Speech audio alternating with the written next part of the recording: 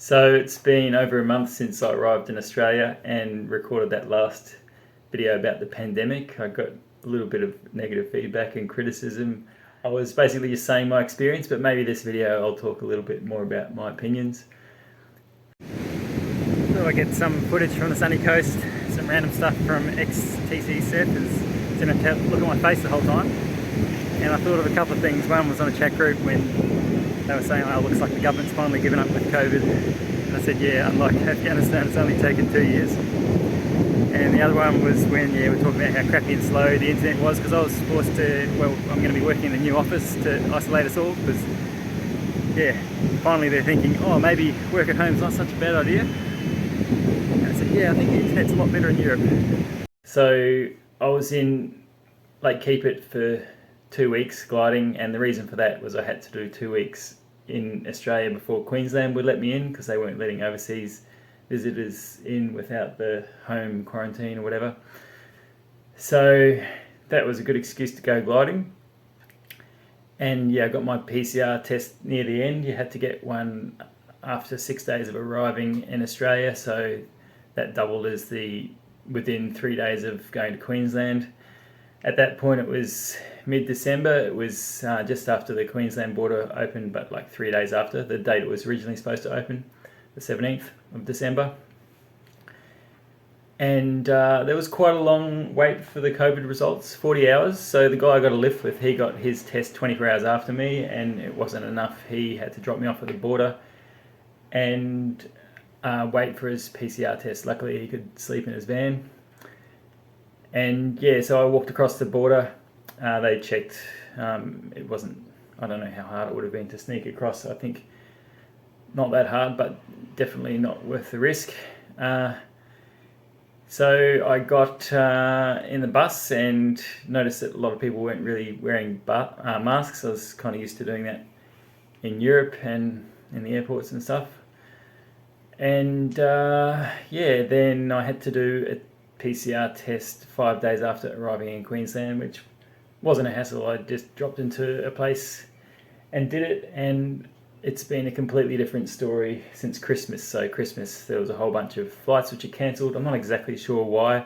Probably because there were staff shortages, because if you're sick you have to go home and get a COVID test and have it cleared before you can come back to work. Most likely. I know it's like that for my mate who's a doctor. It's been in the news heaps. There's been like shortages of PCR tests, and they're moving on to rapid antigen tests, and they're completely unavailable as well. So it's a bit of a schmozzle in Australia at the moment. It's what is it today? It's the 8th of January.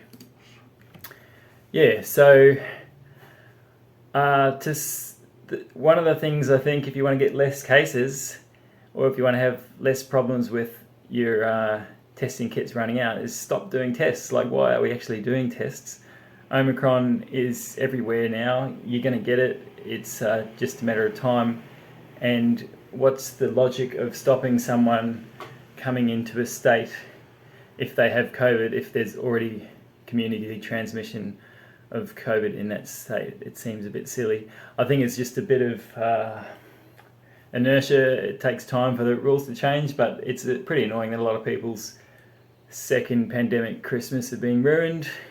So there's been people stuck on the border. I can't remember who told me this. I mean, obviously it's happened, but they've got a positive test for COVID and they're just standing around the car on the border and they're not sure what to do, because you have to wait a long time to get your test results, but you have to get your test results within a certain time. So you basically have to just go, and if you do get positive, you're kind of screwed, which I've been saying all along. So they were wondering where to go, because they don't have any accommodation booked. They don't really know what are you supposed to do. And if you've got kids, imagine that. So it's much easier for me as a single guy with not a lot of commitments. But I think it's just impossible for a lot of people, especially around Christmas. Imagine trying to get accommodation at the last minute without having booked ahead. Omicron, so it's more mild, although it's been sort of people are just going, oh, COVID this, COVID that, but they're not really talking about the good news that Omicron is taking over because it's much more transmissible, it's more contagious, but it's also more mild, and I think it's really a gift from Africa, and the Africans have done a bunch of science on it. We seem to be ignoring it. Everyone's panic stations, but I don't know if they are or not, but definitely I've thought about adding despite COVID to everything I say, like maybe even in my work weather briefings when I'm handing over saying there's a trough here despite COVID. Yeah, I haven't actually done that, I keep forgetting about it, but yeah, it seems like everything is about COVID in the news. So yeah, you can't avoid getting Omicron, and it's more mild, and you'll build up immunity after getting it. Maybe that's a controversial statement, I don't know, but to me that sounds a bit like a vaccine. So YouTube took down this video because of vaccine misinformation, apparently. So I'm just going to delete that bit out, and we'll see what happens, see if it accepts it next time around. Attitudes changing in Australia. Well, this tennis player, the Serbian, Novak's, what's his name? I don't know, it's impossible, it's unfair to judge anything by looking at comments on social media, but I feel pretty embarrassed, like, about how, yeah, like, what kind of host treats someone like this? And yeah, I don't know. So I don't know how long it's going to go on that we're going to insist on people being having vaccinations to be able to travel or to do a lot of things.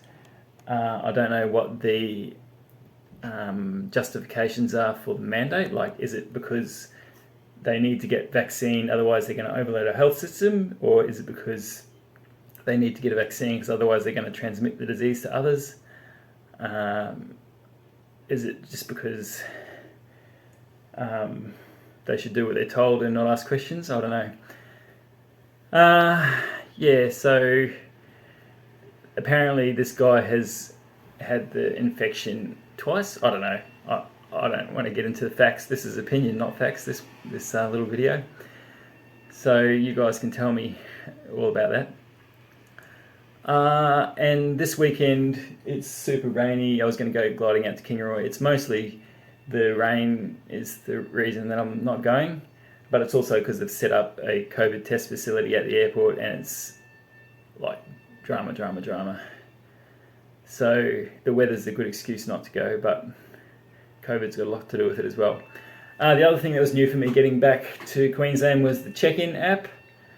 Yeah, sometimes you use it, sometimes you don't.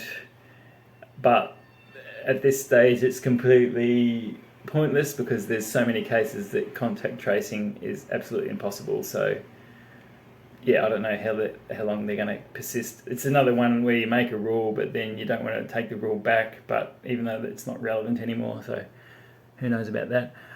With Omicron, so it's taking off in Queensland, but the dust hasn't settled. People still don't probably know that many people personally that have had it, or they haven't had it themselves, but in the next few weeks maybe we'll get a little bit of perspective about having personal experience, or people that you know well having an experience with Omicron, rather than just hearing things on the news and whatever. Wearing a mask. So I'm not wearing a mask. Should I be wearing a mask? Talking about COVID? I don't know. We're supposed to wear them in public transport. I think that's fine. It's when you go inside to the shops, you put it on, you take it off. It's nice not to have it when you're out in the street. But we've been asked to wear it all the time at work unless we're eating or drinking, and our shifts are 12 hours long, and I don't know, it's a bit uncomfortable. I think it's a bit annoying, so I just make sure I eat and drink as much as possible. I've talked about the vaccination and whether we can justify the mandates, but let's move on to travelling again. So in New Zealand, I I'm not waiting for that border to open up. Like, that'll be a pleasant surprise. I don't know if it's going to happen this year or next year, like it was going to be this summer. One thing that's been annoying me is that we've got cases and deaths, but like that's a pretty blunt way to check it, because with deaths, the death of a 80-year-old is equivalent to the death of a 30-year-old, and if COVID takes 1 year of life away from you, if you're about to get, cancer or a heart attack in the next 5 years, is that as significant as if it takes 50 years life away? I don't think so. If you look at the overall death rate, check it out for USA, you'll see that, of course, the death rate, from all causes, has gone up a lot with COVID. And there's been little spikes in there, which definitely would have overwhelmed the health systems, especially as they often occur in, certain areas, not spread out over the whole country. But it's not that much more deaths. And if there's any country which, had a lot of people who weren't super into the lockdowns and that let it just rip through the population, I mean, of course, there's going to be a lot of changes of behaviour, and people would have changed.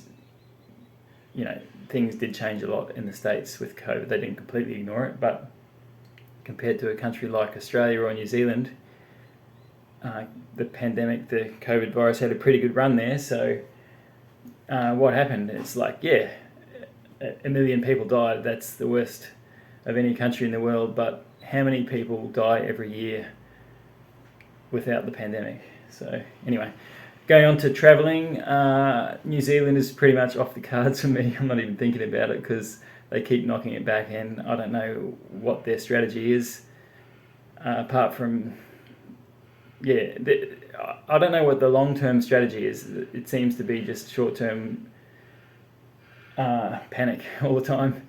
So Europe, it's not necessarily that much better, but that's Western Europe. Eastern Europe, they don't really care. They just go on with their lives as usual. People get COVID and die, and life goes on. I was thinking it'd be cool to work seasonally in Australia and spend my summers in Europe, but it really depends how hard travel is, how much hassles there are, and you take a lot of risk. If you test positive for COVID, it ruins everything, and even if everything goes fine, it's extra hassle and expense to get the tests done. So that's my thoughts. Maybe I'll look at this video in a few years' time and go, "You idiot, what were you thinking?" Or maybe nothing will change and it will all be the same. We'll see.